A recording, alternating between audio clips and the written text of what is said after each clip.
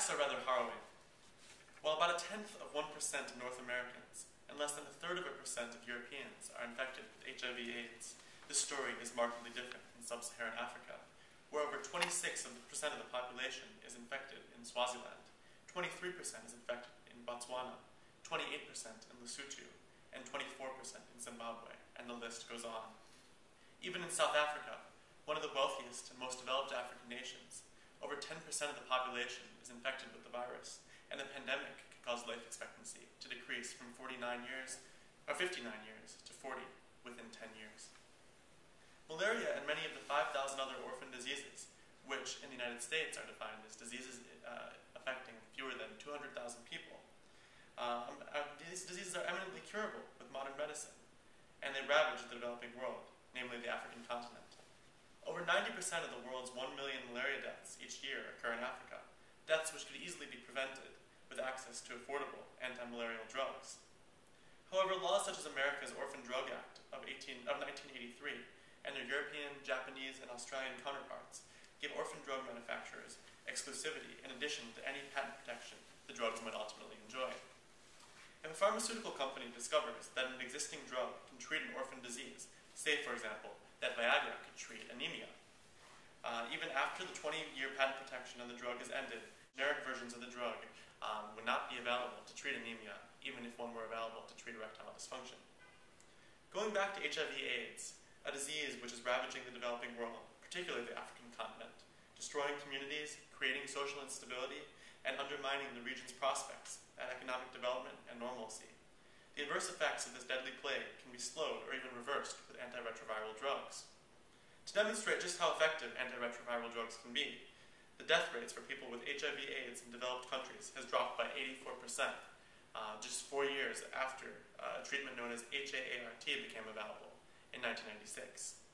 However, with pharmaceutical companies charging as much as $20,000 per person per year for the most effective triple therapy cocktails, the drugs remain far out of reach for the overwhelming majority of people in parts of the world that need them most.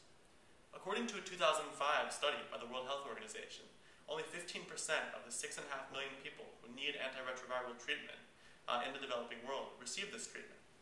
And this is not surprising, considering an article by in the Journal of the American Medical Association states, the impossibility of poor countries paying for antiretroviral treatment themselves cannot be overemphasized.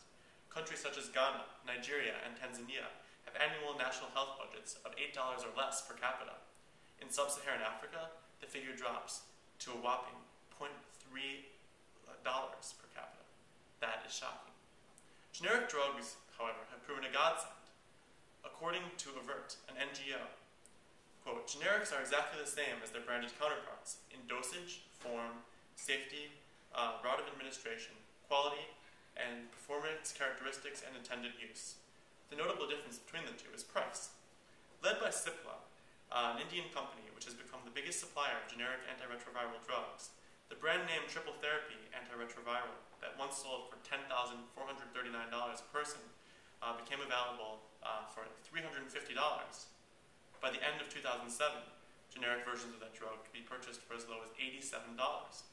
At these prices, governments, philanthropic foundations, and other NGOs can realistically purchase drugs for people in need, something not remotely feasible at the exponentially higher rates. Unfortunately, the situation has become much less auspicious. While Cameroon once paid $200 per person per year for HIV/AIDS treatments, new changes in the international patent landscape as a result of the TRIPS agreement, the Agreement on Trade-Related Aspects of Intellectual Property Rights, has impeded access to affordable medicine. The 1995 treaty, which all members of the World Trade Organization agree to uphold, mandates that each country confer 20 years of patent protection to pharmaceutical products, regardless of their country of origin, and states that countries cannot produce generic versions of patented drugs in the interim. There are 2 exceptions provided for public health emergencies. First, countries can pursue voluntary licenses in which a pharmaceutical company grants permission for a generic version of drugs to be manufactured, usually for some sort of royalty. During the avian influenza scare, for instance, Roche, which enjoys patent protection on its Tamiflu drug through 2016, granted countries voluntary licenses so stockpiles could be made available quickly and cheaply. In practice, voluntary licenses are not a common practice, since they, quote, depend on the goodwill of the patent holder and can be lengthy to negotiate. The second option is compulsory licensing, in which governments coerce drug companies to grant licenses for the production of generic versions of their patented drugs. This provision of TRIPS initially only permitted domestic production, but most developing countries, hit hardest by HIV/AIDS and other orphan diseases, do not have the capability to produce these drugs at home. Therefore, an amendment was added, allowing countries facing a serious health crisis to import generic drugs produced abroad. Compulsory licensing arrangements are also very much fraught with risk.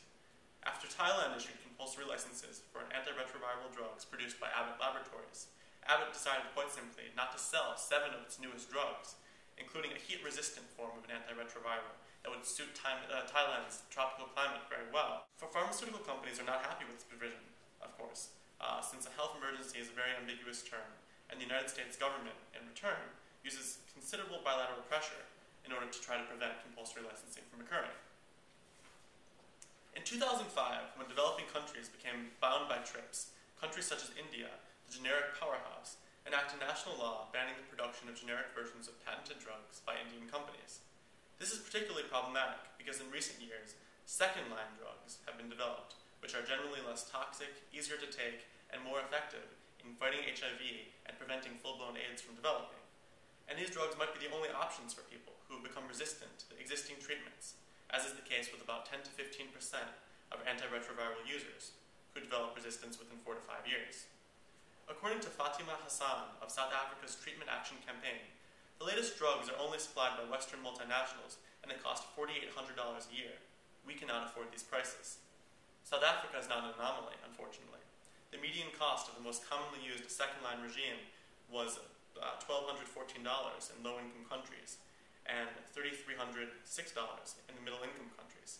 In response, countries such as Brazil have passed legislation like the Generics Law of 1999. In 2007, alleging that even the discounted $1.10 per pill that Merck offered to the 75,000 Brazilians dependent on an antiretroviral called efavirenz is far too high and constitutes a health emergency, since the government pays for all HIV/AIDS care and cannot afford that price. Brazil issued a compulsory license to have a generic made in India for 45 cents per pill. The rationale was that this is the only way to make drugs accessible, because with patent protection for 20 years, there's an artificial monopoly that prevents approachable and accessible drugs from ever being produced. According to President Lula da Silva, between our trade and our health, we have chosen to look after our health. While the United States and other Western countries would call this behavior piracy, I believe that it is an essential move to save the people of the developing world from the scourge of pandemic disease. As Vandana Shiva so eloquently phrased it, generics are, quote, not piracy drugs, which is the way the US pharmaceutical industry talks about them.